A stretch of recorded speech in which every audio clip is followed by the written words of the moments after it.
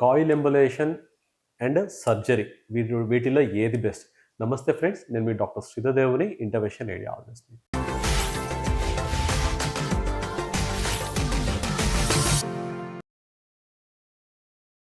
Varicocele treatment ఆప్షన్స్లో రెండు options పనిచేస్తాయి. ఒకటి ఓపెన్ సర్జరీ, లేదంటే ఎంబోలైజేషన్. ఈ ఎంబోలైజేషన్ ఓపెన్ సర్జరీ కన్నా ఎలా బెనిఫిషియల్, పేషెంట్ ఎలా కంఫర్ట్ ఉంటుంది అన్నది ఒక చిన్న ఫీడ్బ్యాక్ ద్వారా నేను మీకు వివరిస్తాను ఫ్రెండ్స్. రీసెంట్గా మన దగ్గరికి ఒక 25 ఏళ్ళ అబ్బాయి వచ్చాడు, మహారాష్ట్ర నుంచి. తను అండ్ పాపం రీసెంట్గా మ్యారేజ్ అయింది. మ్యారేజ్ అయిన ఒక ఆల్మోస్ట్ ఒక 1 వీక్ 10 డేస్ నుంచే ఎడం వైపు నొప్పి స్టార్ట్ అయింది. మహారాష్ట్రలో తన దగ్గరలో ఉన్న హాస్పిటల్లో చూపించుకుంటే వాళ్ళు కొన్ని మందులు రాశారు, టెస్ట్లు చేశారు. ఓన్లీ గ్రేడ్ 1 వారికోసిల్ అని కన్ఫర్మ్ చేశారు. అండ్ పాపం అందరిలానే మందులతో తగ్గిపోతుంది, కొంచెం యోగా చేస్తే తగ్గిపోతుంది అనేసి ఒక 2-3 నెలలు ప్రయత్నం చేశాడు.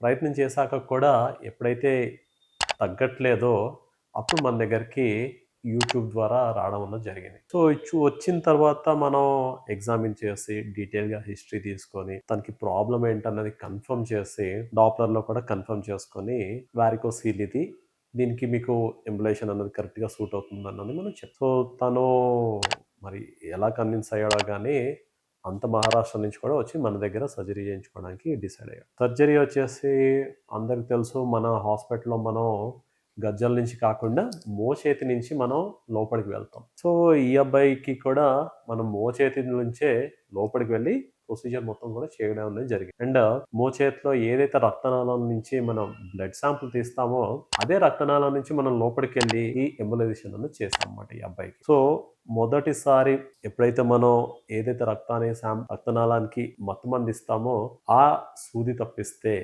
ఇంకెటువంటి నొప్పి కూడా తనకి తెలియలేదు త్రూఅవుట్ ద ప్రొసీజర్. అంటే ప్రొసీజర్ అయిపోయేంత వరకు కూడా తను కంప్లీట్గా తెలివేసే ఉన్నాడు. లోపల మనం సర్జరీ చేస్తూనే ఉన్నాం, కానీ తనకి ఎటువంటి నొప్పి కానీ ఇబ్బంది కానీ లేదు. అండ్ మనం మోచేతి నుంచి చేయడం వల్ల తనకి మామూలుగా డాప్లర్ స్కానింగ్లో కేవలం ఎడమ వైపు ప్రాబ్లం ఉన్నట్టే మనం గుర్తించాం. సో సర్జరీకి మన ఎంబులేషన్కి కేవలం ఎడమ వైపు అనుకొని ప్రిపేర్ అయ్యాం, కానీ లోపలికి వెళ్ళి మనం యాంజియోగ్రామ్ చేసినప్పుడు తనకి కుడివైపు కూడా ప్రాబ్లం అన్నది మనం గుర్తించాం అన్నమాట. సో ఆల్రెడీ మనం లోపల ఉన్నాము, చేతి నుంచి వెళ్ళాం కాబట్టి కుడివైపు ప్రాబ్లమ్ని కూడా అదే సిట్టింగ్లో మనం కంప్లీట్గా ఫిక్స్ చేయగలిగాం. ఈ ప్రక్రియ మొత్తం కూడా ఒక ఇంజెక్షన్, అంటే ఒక సూదికి ఎంత ఇబ్బంది ఉంటుందో అంత ఇబ్బంది మాత్రమే ఉంది ప్రొసీజర్ మొత్తానికి. నెక్స్ట్ వచ్చేసి ప్రొసీజర్ వచ్చేసి ఎగ్జాక్ట్గా 35 నిమిషాల్లో అయిపోయింది. 35 నిమిషాల్లో అయిపోయిన తర్వాత కేవలం 1 గంట అబ్జర్వేషన్ నుంచి చేతిలో ఒక చిన్న ప్లాస్టర్ వేసి పంపించేస్తాం. దీనివల్ల ఏంటంటే